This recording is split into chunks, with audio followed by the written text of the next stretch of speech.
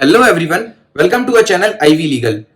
In continuation to our Indian Evidence Act lecture series, in our today's video, we are going to discuss about Section 77 of Indian Evidence Act.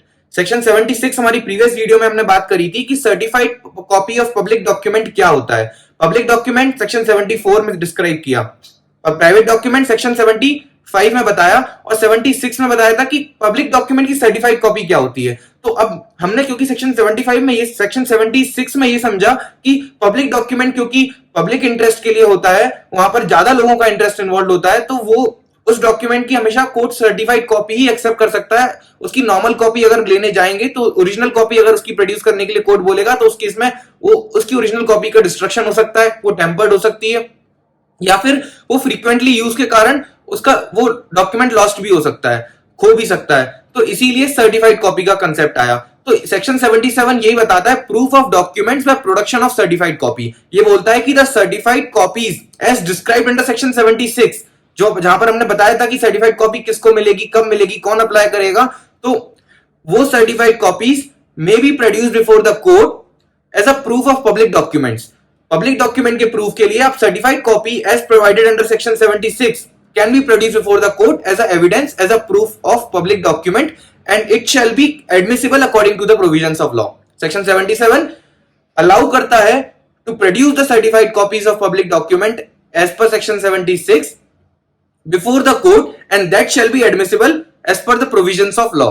ठीक है, तो अगर आपका आपके कोई भी केस में अगर पब्लिक डॉक्यूमेंट का इन्वॉल्वमेंट है तो वहां पर आप सर्टिफाइड कॉपी उस पब्लिक डॉक्यूमेंट की प्रोड्यूस कर सकते हैं before the court as a original document and that would be admissible as per the provisions of this section 77.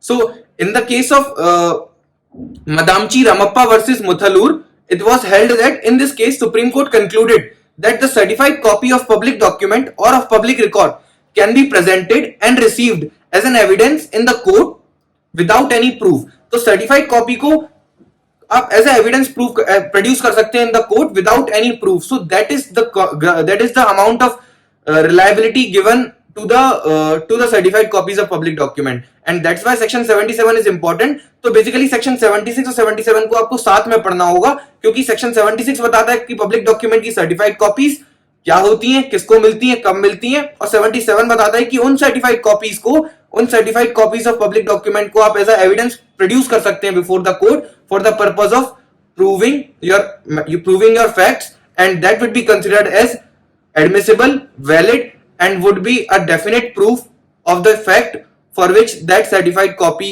of public document relates. So this was all about section 77. Now we will talk about section 78 in our next video. Till the time, bye bye, take care. अगर आपको video से पसंद आई है then don't forget to subscribe our channel and hit the bell icon for regular updates. Bye bye, thank you.